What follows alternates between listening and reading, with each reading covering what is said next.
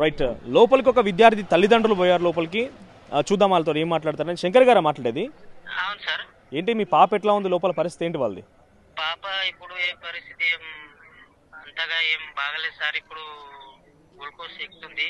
Okay. లోపల ఇప్పుడు hostel లోపలే ట్రీట్మెంట్ చేస్తున్నారా అంతా? అవును సార్. డాక్టర్లు ఉన్నారా లోపల? ఉన్నారు సార్. ఎంతమంది డాక్టర్లు ఉన్నారు? ప్రతి ఒక్క రూమ్ లో నేను చూడలేదు సార్. మీ పాప రూమ్ లోనే ఉన్నాను. చాలా మంది ఉంటుంది సార్. ఓకే. మీ పాప ఏం జరుగుతుంది ఇక్కడ? పాప 8th క్లాస్ సార్. ఇప్పుడు ఎట్లా ఉంది? ఆమె ఏం చెప్తోంది? కడుపు నొప్పిగా ఉందని ఏమైనా చెప్తోందా? అట్లా ఏం లేదు సార్. మామూలుగా మంచిగా ఉంది అంటుంది, తక్కువ ఉంది అంటుంది సార్. ఓకే. ఇప్పుడు సెలైన్లు ఎక్కుతున్నాయి ఇంకా? అవును సార్. మీరు ఎప్పుడు అడగలేదా ఇక్కడ ఎందుకు ట్రీట్మెంట్ చేస్తారు, హాస్పిటల్కి ఎందుకు తీసుకెళ్ళాలని అడగలేదా ఇప్పుడు అక్కడ మీరు? మేము ఇప్పుడే వచ్చాం సార్. అంతగా మాకు విషయం తెలియదు సార్. ఇప్పుడు మాకు ఫోన్ చేసి కాబట్టి ఎంత 3 రోజులైనా కానీ మాకు తెలియలేదు. ఇప్పుడు 3 రోజులైనా మీకు తెలియదు? ఈ రోజు వచ్చిరా మీరు? సార్ 3 రోజులు జరిగి ఈ ఘటన జరుగుతుంది, మీరు ఎప్పుడు రాలేదు, డైరెక్ట్ ఈ రోజే వచ్చారు. అవును సార్. మీకు ఇన్ఫర్మేషన్ ఎవరు ఇచ్చారు? ఇట్లా మేడం ఇచ్చారు సార్. ప్రిన్సిపాల్ మేడం కాల్ చేశారు మీకు? అవును. ఓకే. ఈ రోజు కాల్ చేశారు?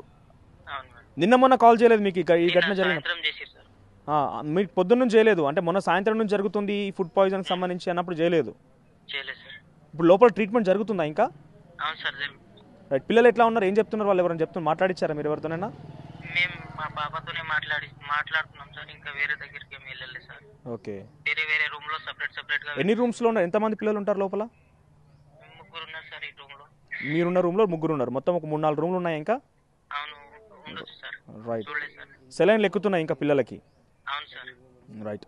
సో ఇది సిచ్యువేషన్. లోపల ఒక్కో రూమ్లో 3-4 పిల్లర్ని వేసేసి కొంత ఈరోజే ఒక 2 రోజుల సంఘటన అంటే ఈ ఘటన జరిగిన తర్వాత ఈ మ్యాట్రెస్లు ఈ ఒక కింద పడుకోబెడుతున్నారని చెప్పి మనం చెప్పిన తర్వాత బెడ్లు తీసుకొచ్చి కూడా ట్రీట్మెంట్ చేస్తున్నట్టు తెలుస్తుంది. ఇందాక మనం విజువల్స్లో కూడా చూసినా కొన్ని హాస్పిటల్లో ఉండేటువంటి బెడ్స్నే తీసుకొచ్చి ఇక్కడ పిల్లల్ని, లేకపోతే వాళ్ళ హాస్టల్ గదులు ఏ రకంగా అయితే బెడ్స్ ఉంటాయి ఆ బెడ్స్ని తీసుకొచ్చి వాటికే సెలైన్లను తగిలించేసి సెలైన్లు ఎక్కిస్తున్నారు.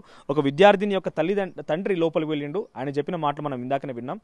సో వాళ్ళ కూతురు 8వ తరగతి చదువుతుంది. ఆమెకు కూడా ఫుడ్ పాయిజన్ జరిగిన తర్వాత నిన్న సాయంత్రం పేరెంట్కి ప్రిన్సిపాల్ కాల్ చేసి చెప్పడం, ఈరోజు పొద్దునే రావడం జరిగిందట. సో ఇంకా కూడా సెలైన్లు ఎక్కుతున్నాయి, పెద్దగా ఆరోగ్యం ఏం బాగాలేసారని చెప్తున్నారు. మరి విద్యార్థిని తల్లిదండ్రులు వచ్చినా కూడా ఎందుకు ఇక్కడ చూడండి, అక్కడ కొంతమంది పిల్లలు వాళ్ళ తల్లిదండ్రులు కూర్చొని చూస్తున్నారు, ఎందుకు బయట లోపలికి వెళ్ళి అనుమతించడం లేదు అర్థం కావడం లేదు. బయట పోలీసులు ఉన్నారు. ఇంకో విషయం ఏంటంటే ఇక్కడ మనం రిపోర్టింగ్ చేస్తున్న క్రమంలో కూడా ఇక్కడ పోలీసులు చెప్తున్న మాట ఏంటంటే ఇక్కడ ఎవరు ఉండకూడదు అని చెప్పి అడిషనల్ కలెక్టర్ హుకుం జారీ చేశారు. మరి 144 సెక్షన్ అమల్లో ఉందా అని చెప్పాల్సింది కదా. ఇక్కడ 144 సెక్షన్ అమల్లో ఉంది, మీరు ఎవరు వెళ్ళకూడదని చెప్పాల్సింది. 144 సెక్షన్ అమలు చేయాల్సింది. అంతగా మీకు ఏం బయటికి పొక్కకుండా ఉండాలి, మాకు నిర్లక్ష్యం ఎక్కడ బయటికి తెలియకుండా ఉండాలన్నప్పుడు అలాంటి చేయాల్సింది. కానీ ఏమి చేయకుండా ఇప్పుడు ఎవరు ఉండకూడదు, ఏం చేయకూడదు అంటే విద్యార్థుల యొక్క మాన ప్రాణాలు ఈ రకంగా గాల్లో కలిపేసేది. విద్యార్థుల మీద ఇంత నిర్లక్ష్యమా? వాళ్ళు తినే తిండి కనీసం ఒక్కరోజు మీరు తినగలుగుతారా? ఇప్పుడు ఇంతగానో చెప్తున్నారు కదా, మీరు కనీసం ఇక్కడ ఈరోజు తిండి తినగలుగుతారా? ఈరోజు అక్కడ భోజనం చేయగలుగుతారా?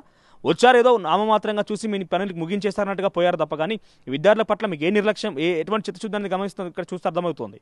చూద్దాం ఇంకేం జరుగుద్ది అనేది. అసలైన తొలి వెలుగు. ఫాలో వాట్సాప్ @తొలి వెలుగు official.